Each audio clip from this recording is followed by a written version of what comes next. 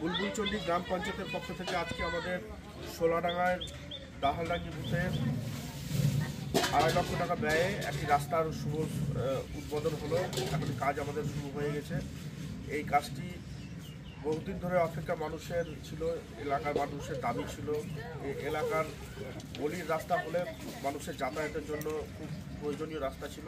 সেই কাজটি আমরা এখন করতে পেরে গ্রামের মানুষ খুব খুশি এবং 2.5 লক্ষ টাকা ব্যয়ে এই রাস্তাটি হচ্ছে আজকে বুলবুলচন্ডী গ্রাম পঞ্চায়েতের পক্ষ থেকে।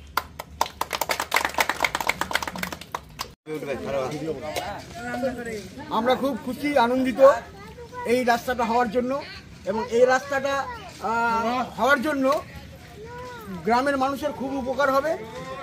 তার জন্য এই রাস্তাটা যে উদ্যোগ নিয়েছিল পীযূষ মণ্ডল, আমাদের বিরোধী দলনেতা, তাকে বিশেষ করে ধন্যবাদ। এবং আমাদের এই গ্রামের যে মেম্বার শ্যামলী সিংহ, তাকেও অশেষ ধন্যবাদ। তাদের অক্লান্ত প্রচেষ্টায় এই রাস্তাটা যে সম্পন্ন হলো, তার জন্য এদের কাছে আমরা গ্রামবাসীর তরফ থেকে কৃতজ্ঞতা প্রকাশ করছি। ধন্যবাদ।